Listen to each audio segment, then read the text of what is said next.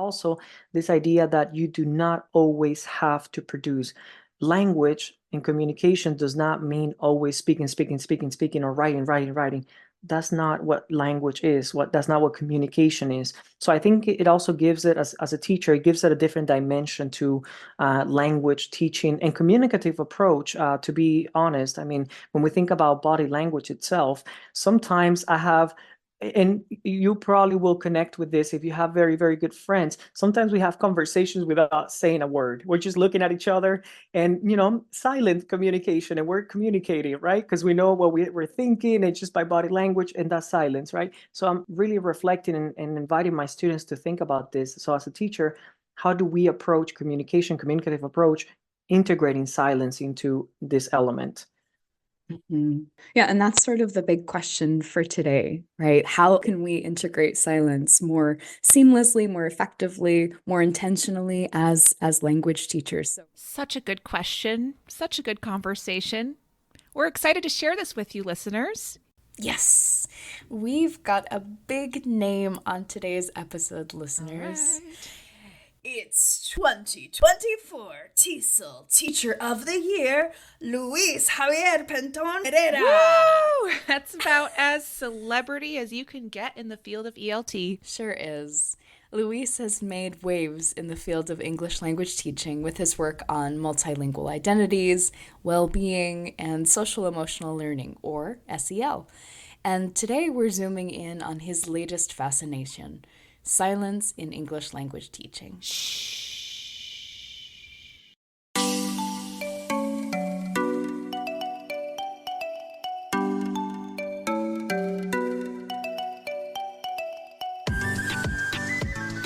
Hello, and welcome to the Teacher Think-Aloud podcast, a podcast for reflective practice for teachers of English around the world. I'm your co-host, Shay. And I'm Anna. And welcome back from our summer break, listeners. Before we dive back in with Luis, just a quick podcast update. It's our annual fall donation drive. That's right. Each fall, we take a moment to stop and ask for your support. You can make a one-time donation through our Buy Me a Coffee page at buymeacoffee.com/thinkaloudpod. A little goes a long way. And we also want to thank our monthly contributors. Your contributions mean the world to us. Find out more about how you can support our little independent podcast at teacherthinkaloud.com/support-us. Oh, and one last note. Today, September 4th, also happens to be our guest Luis's birthday. Happy birthday, Luis! Happy birthday! We love how the timing of this episode worked out. So, without further ado, let's hear from our birthday star. My name is Luis Javier Pentón Herrera, he, him, and I am currently teaching English and Spanish at a university. It's called Akademia Ekonomiczno-Humanistyczna w Warszawie here in Poland. And I do a little bit of other projects and works, but this is my primary job. Okay, a little bit of other projects is definitely an understatement. Seriously. Luis is one of the co-authors of the book Social Emotional Learning in the English Language Classroom with Dr. Hilda Martinez Alba, and he's got another book on the topic coming out in December 2024, co-authored with Janine Dara, titled Social Emotional Learning in English Language Teaching. And that book will be followed by a second book that they're writing on trauma-informed teaching. And Anna, you know Luis from your day job, right? Yep. You know I'm a podcaster by night, learning and development specialist by day. I'm imagining you with a little superhero outfit, a cape, and a big P on a skin-tight unitard. Oh my gosh, we should get those. Super podcasters! Yes.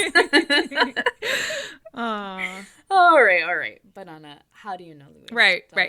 So my 9-to-5 job is working as Learning and Development Coordinator at English Language Programs, a program funded by the U.S. Department of State. And Luis has done several projects as a specialist for English language programs around the world. And he was chosen to co-present a course on social emotional learning and trauma-sensitive practices in ELT for English language programs 2023 Specialist Masterclass that I helped develop. We'll be sure to share the link to the YouTube playlist in the show notes.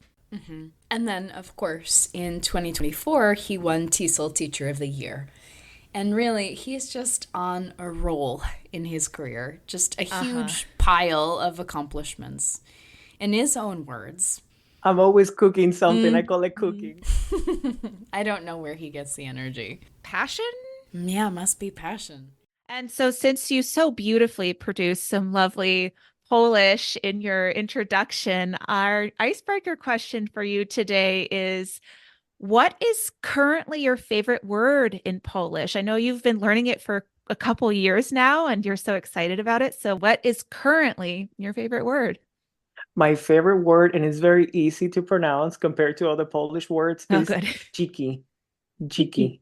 Dziki. Dziki. Dziki. Which is wild. Wild. So I love that. for my dogs, to describe my dogs, Yeah. dziki, Yeah. they're wild. But Yeah. dziki, it just sounds cute, very easy to pronounce too. And you can use it in many ways. Something happens, you're like, dziki, wild, that's wild, Mhm. Yeah. Amazing. I say Yeah. that's wild in English all the time, so I think that's a good thing for me to have learned. Thanks, Luis. Yeah, she does say that a lot. I can attest to that. Yeah, there are a I lot of she's gonna wild say things that. out there. Now you can All say it in right. Polish. Yeah. Excellent. Thank you, Well, Luis. let's talk about your recent research. You've been thinking and writing a lot about silence in a language learning setting, and particularly from an SEL or a social emotional learning lens. So tell us a bit about that. What inspired you to start this journey?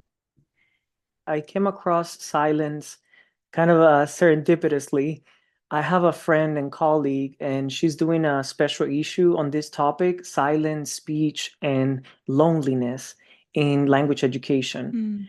And then she said, Luis, would you be interested in collaborating? And I looked at the topics and I'm like, because I don't feel comfortable just knowing.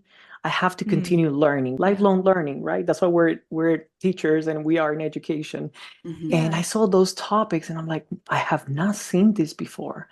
And this is so fantastic because then it gives me the opportunity to read more and to learn more. But I had no idea what I was going to, produce for the special issue. But I said, yes, because I love the topics. And then for some reason, I kept looking at the words, and the word of silence just really resonated with me because then I kept thinking about my students. I remember vividly, I had a student when I was teaching in high school in the US. He was Ichil, who is, that's a Mayan group from Guatemala. And I remember vividly him telling me that he preferred when things were quiet to learn because I like doing a lot of collaborative work. And there's this mentality that when administrators come into your classroom unannounced, students better be working because if they're just quiet or in silence or there is no movement, then you're not teaching. That was the perspective, right? So I always did a lot of collaborative work, but I do remember my student telling me that, and I'm very glad that he had he felt safe enough, right? So he had the confidence in me to let me know, look, this is what I need. So I started giving a little bit more space to those students who need a quiet time or just learning by themselves. But I didn't really understand that concept of silence because we don't talk about it in teacher education. But then I kept thinking of my students and other situations in my own teaching and learning as a language learner as well.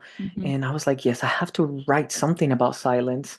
And I recently met one of the big scholars about silence in language education. His name is D.A.T. That's Dot Bao, author of the book Silence in English Language Pedagogy, From Research to Practice. And he mentioned to me that silence is actually one of those topics that are very widely under research in TESOL, in English language teaching.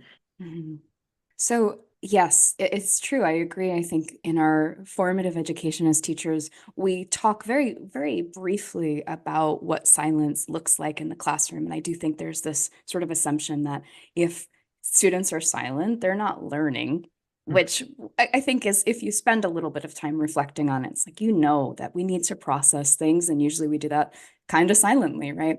Right. But I want to take it back to this SEL lens. Talk to us about how you've examined silence in language learning through an SEL lens in particular.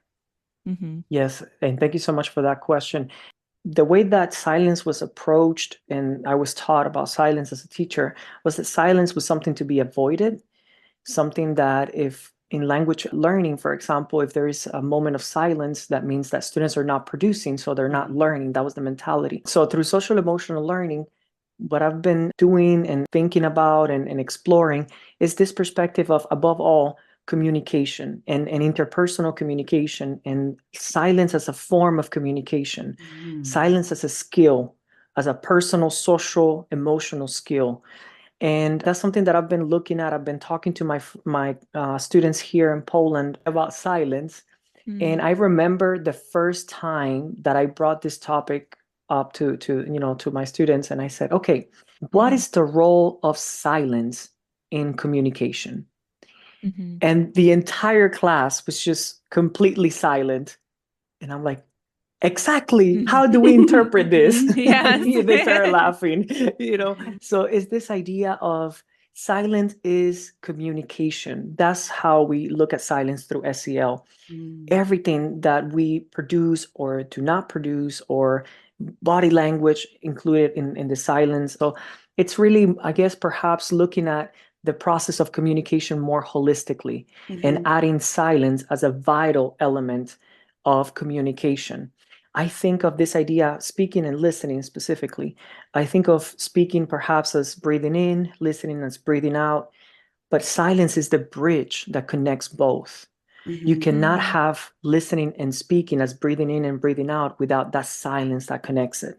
And that's what we have forgotten to address, to research, to talk about in education. Hopefully, this idea of social emotional learning, silence as a social competency, as a cultural competency, hopefully that will start getting us more motivated about silence. I'm very excited about silence. It's very misunderstood. Absolutely. I love that metaphor too, because it just makes me think of mindfulness and breathing practices. And you do have a breathe in, hold, breathe out. And that hold is maybe that silence, right? Just thinking about how that connects to mental health as well. It all kind of comes together as part of communication, part of our mental well-being within communication as well. Yeah.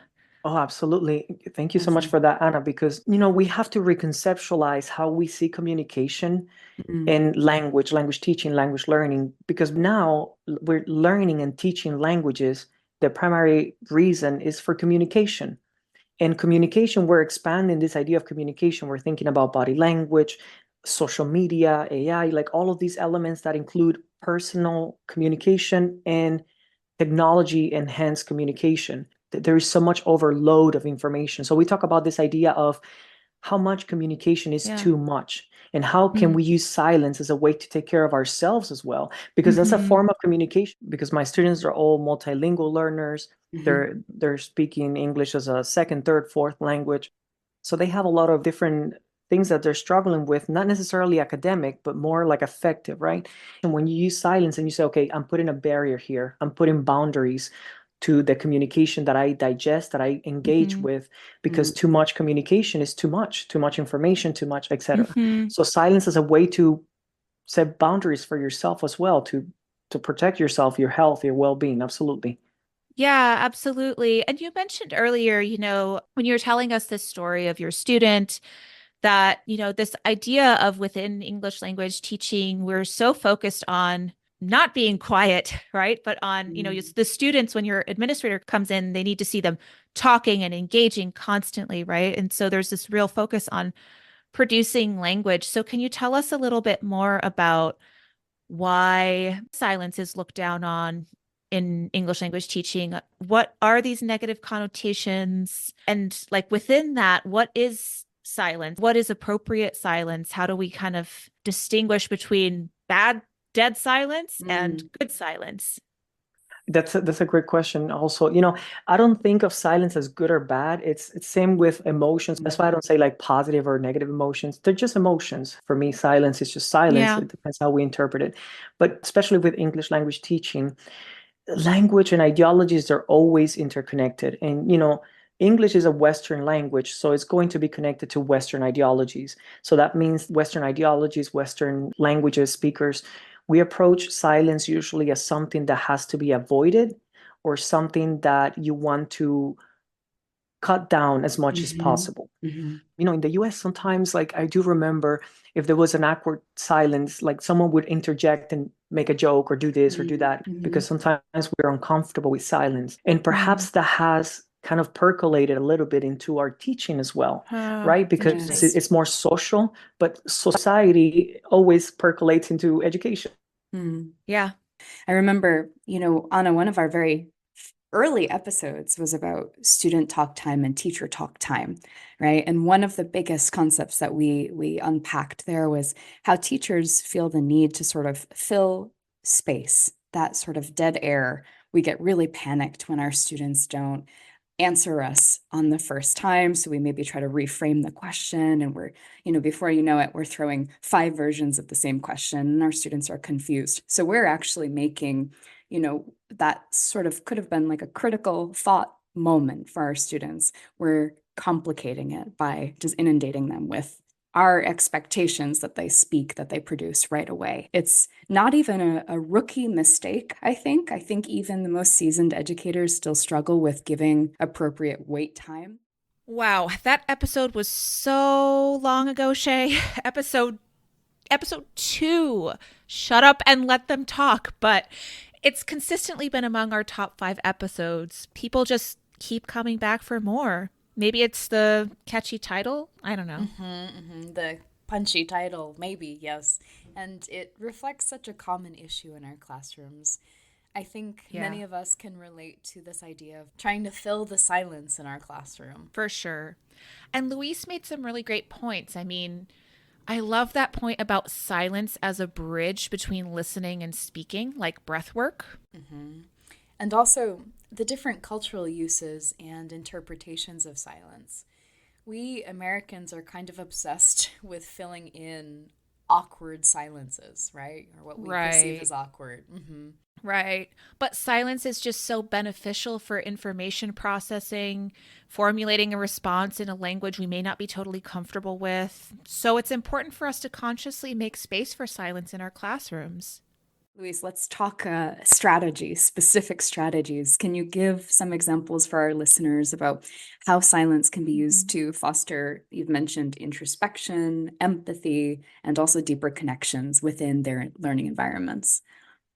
I think it's pretty much everything that we're doing, but realizing that it doesn't always have to be production. So, for example, gallery walks, this is a strategy and an activity that actually Hilda, when we were writing the social emotional learning book 2021, she came up with this activity in there. We talk about gallery walk, and it's this idea of you could have stories, proverbs, anecdotes, whatever it is, and then you decorate the room or classroom space, and then just have students go around and just look at it and be there with that, this idea of mindfulness, right? So be present with the story, with the proverb, just walking around like you would in a museum, right?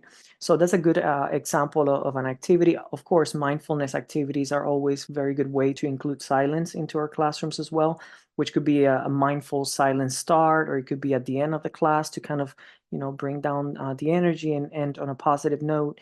Or it could be something as collaborative silence. So when we think about collaborative activities, we're always thinking about a lot of students speaking and talking, and okay, so that means they're engaged and this and that.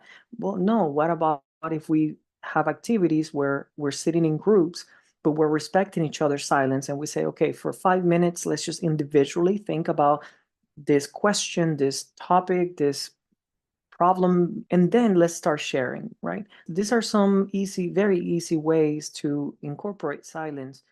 Great ideas. I especially love the concept of collaborative silence. Yeah, so often we think of peer collaboration as an opportunity to produce language, But what if we also integrated silent reflection into collaboration? It might open a lot of doors we didn't know were there. And also just make opportunities for students who may not be quite so readily talkative to think before their partner or their group dives in. I'm sure we've all experienced group work where one or two outgoing students really dominate the conversation. Definitely. So that silence makes room for the quieter students, whether their personalities are just more introverted or they come from cultures where silence carries different weight. Right, this cultural component. Luis advocates for talking explicitly about this cultural aspect with students and in teacher education programs. Silence has a space in language teaching and learning. It's also a good opportunity to talk about silence in our classroom. What does silence mean, or how is it interpreted in English language communication, for example, right? Or in other cultures. So that's also important to know, because our students, as we know, English being the lingua franca of the world, when they're going to be traveling or talking to different people from around the world, they have to have a general idea of how silence is interpreted, or how silence might look like in different parts of the world. So they're successful at communicating. I love that cross-cultural emphasis that you're folding into this conversation on all of these really concrete strategies. I mean, you're really intentionally folding silence into the classroom experience, the classroom routine. I'd love to ask you a little bit more about, moving forward. How do you think education programs can better prepare future language teachers to understand and respond effectively and incorporate silence in the classroom? Thank you so much for that question. I think we can look at silence as a cultural and linguistic practice. And we've been talking a lot about culture sustaining pedagogies in language education forever. I was an English learner in school, right? And I do remember vividly, for example, we had students from different cultures where silence, for example, even in my own culture, in Cuba, growing up, especially if you were being scolded by adults, you were not to say a word. Silence was supposed to be, the way that you show respect.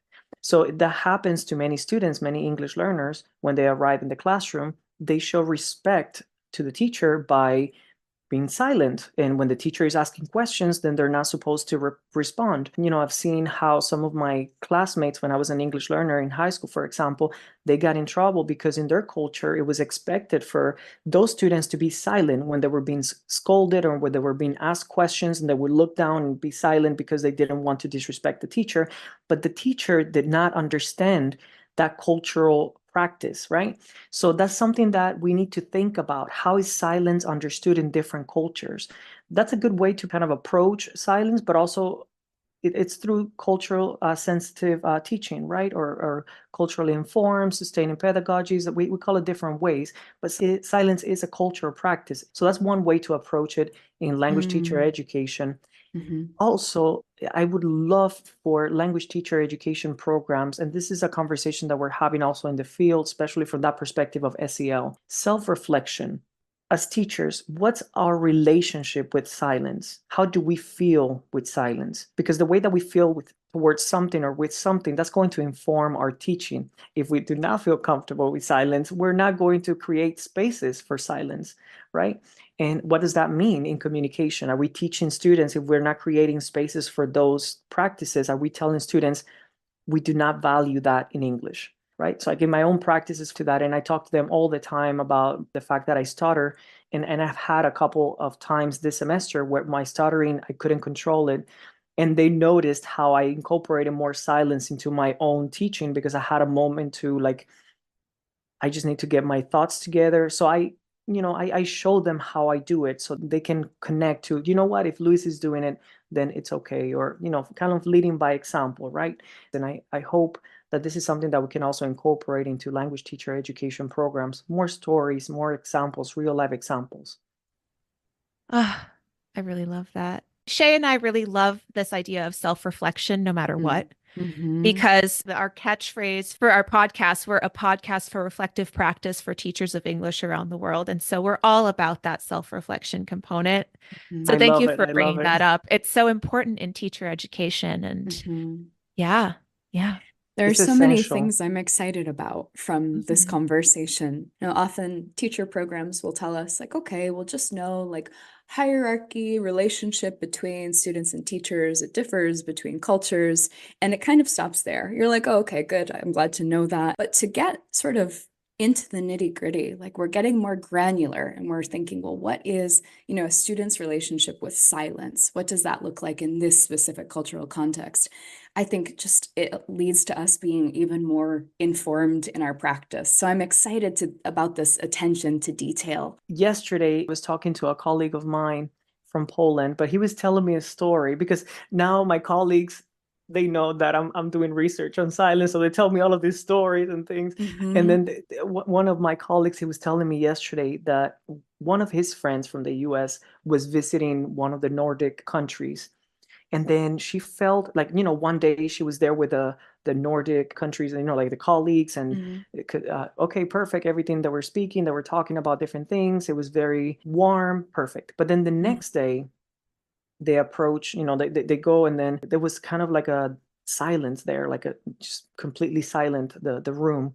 And then she felt a little bit like she had disrespected them or something. And then that happened for a couple of days. So the second day she approached her colleagues, and then she asked them, did I disrespect you? Did I do something that I did not know? Like, I apologize. They're like, oh, no, no, why would you think that? It's like, nobody's talking to me, everybody's silent. And they said, no, no, because we're close to the holidays, and we don't talk during this time. We're just like, we're getting close to the holidays, and that's a cultural Mm-hmm. practice, right? But you see how there can be miscommunication in silence. So, it's this idea again of how do we look and understand silence, because even without words, there can be intercultural miscommunication. Wow, I love all of these examples. This conversation just makes me hyper aware of the role silence plays in our day-to-day communication. And of its role in the classroom. Teachers really need to be aware of all of the different cultural understandings of silence students bring to the classroom and consciously model and make space for quiet moments. So, listeners, look out for Luis's forthcoming work on SEL and silence. Both his article on silence and his new book on SEL are slated for release in December 2024. And as usual, we'd love to hear from you. Have you ever experienced cultural misunderstandings when it comes to silence? What role does silence play in your classroom? What ideas has this episode sparked for you? You can connect with us via social media or email us at teacherthinkaloud@gmail.com. And if you have the means, we invite you to support us in any way you can. You can donate a small or a large amount, up to you, at teacherthinkaloud.com/support-us. Or if a monetary contribution isn't right for you at the moment, don't forget to like, subscribe, or share our podcast with a friend. Our podcast wouldn't exist without our wonderful listeners. Thanks so much for joining us on the Teacher Think Aloud podcast. And until next time, happy teaching And happy reflecting.